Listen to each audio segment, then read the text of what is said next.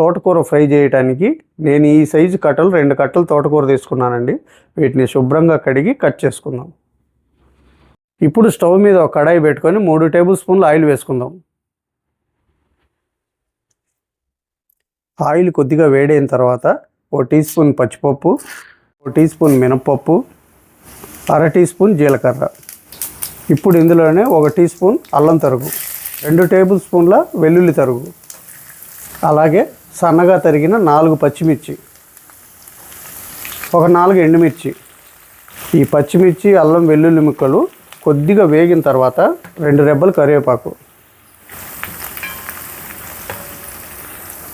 ఇప్పుడు ఇందులోనే సన్నగా తరిగిన ఒక పెద్ద సైజు ఉల్లిపాయ. మనం తోటకూర ఫ్రైకి ఇలా కట్ చేసుకుంటేనే బాగుంటుందండి, అందుకే నేను ఇలా కట్ చేశాను. ఇప్పుడు ఈ ఉల్లిపాయల్ని మెత్తబడేంత వరకు ఒక 2 నిమిషాలు వేపుకుందాం.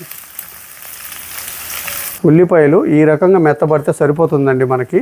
ఇప్పుడు ఇందులో మనం ముందుగానే కట్ చేసి శుభ్రంగా కడిగి పెట్టుకున్న 2 కట్టలు తోటకూరని ఫ్రై చేసుకోవడానికి ఎప్పుడైనా కూడా ఇలా సన్నగా కట్ చేసుకుంటే మనకు త్వరగా ఫ్రై అవుతుంది, పిల్లలు కూడా వంక పెట్టకుండా తినేస్తారు. ఇప్పుడు ఇందులో 1 టీ స్పూన్ పసుపు, 3/4 టీ స్పూన్ ఉప్పు,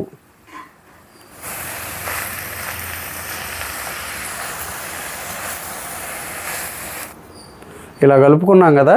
ఇప్పుడు మూత పెట్టి మధ్య మధ్యలో కలుపుకుంటూ స్టవ్ను సిమ్లో పెట్టుకొని ఒక 7 నుంచి 8 నిమిషాలు మగ్గించుకుందాం. ఇప్పుడు స్టవ్ మీద ఒక పాన్ పెట్టుకొని 50 గ్రాముల పల్లీలు. ఇప్పుడు స్టవ్ని మీడియం ఫ్లేమ్లో పెట్టుకొని పల్లీలు పొట్టు ఊడేంత వరకు వేపుకుందాం. పల్లీలు వేగాయండి. ఇప్పుడు స్టవ్ ఆఫ్ చేసుకొని వీటిని కొద్దిగా చల్లారబెట్టుకుందాం. ఇప్పుడు ఒక మిక్సీ జార్ తీసుకొని మనం వేపుకున్న పల్లీలు, 1/2 టీ స్పూన్ జీలకర్ర, 1 టేబుల్ స్పూన్ కారం.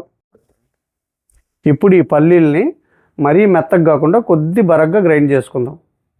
చూసారు కదండి, 8 నిమిషాలకు మన తోటకూర కూడా ఫ్రై అయిపోయింది. ఇప్పుడు ఇందులో మనం ముందుగానే గ్రైండ్ చేసి పెట్టుకున్న ఈ కారపొడిని వేసుకుందాం.